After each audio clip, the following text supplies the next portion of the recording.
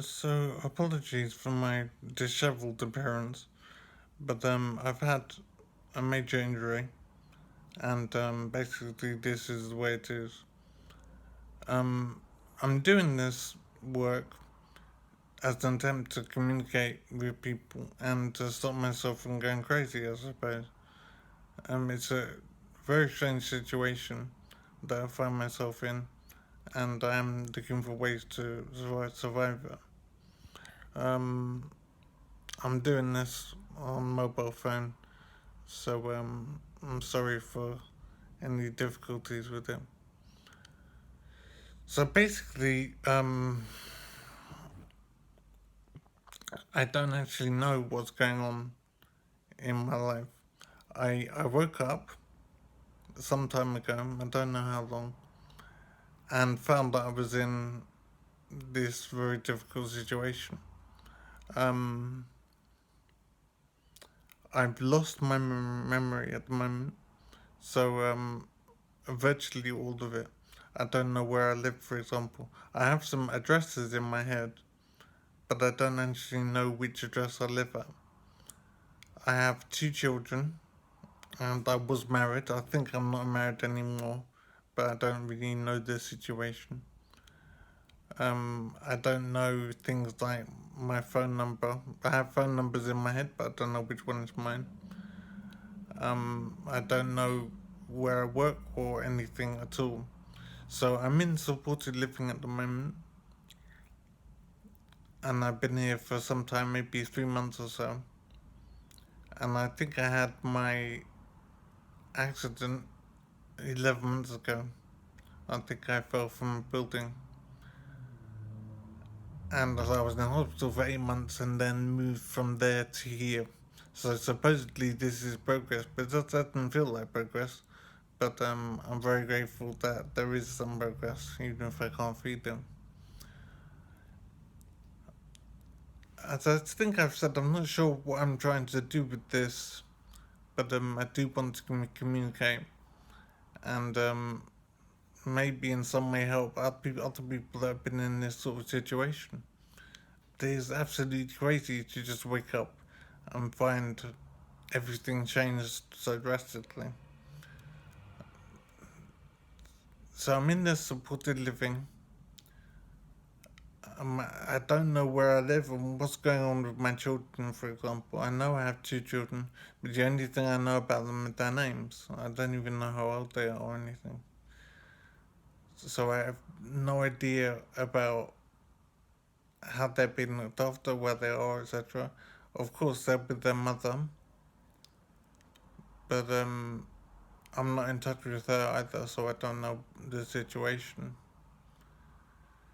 At some point, fairly soon, I'll look to try and get organised, but it's very difficult to handle my situation myself.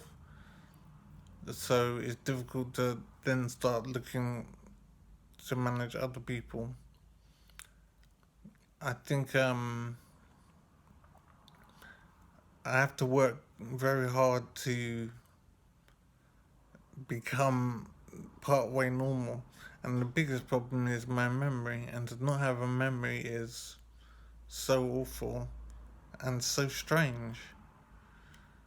My friends, for example, I know many of their names, but I don't know them properly as people. It's a very fragmented way of looking at the world. So I'm not sure how I'm going to make progress, to be honest.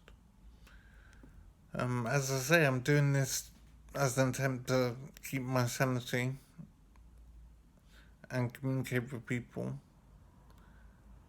I know that many people have things much worse than me. I have some physical problems, for example, but I know many people will find themselves with one leg or one arm. They would have had major physical trauma. So as bad as things are for me, they're not as bad as they could be. I've had impact on my memory. There's some physical impacts in terms of not being able to walk properly. But I can still eat. I still have my teeth. I can still hear and see mostly. I can't smell at the moment. I think that's connected with the injury. So I don't know if that will get better or not, but it is frustrating. So this is to let you know, I suppose, that life can change on you very quickly, very radically, very unexpectedly, and you have to deal with it somehow. Keep in mind the things that you have that you might regard as ordinary and unimportant, but actually they're very significant.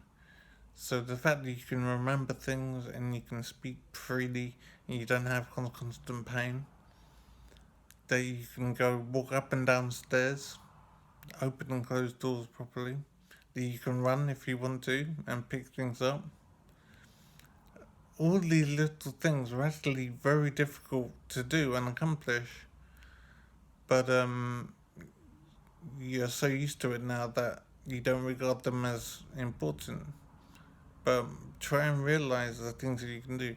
The fact that you can walk freely is very significant. It's actually not that easy a thing to do.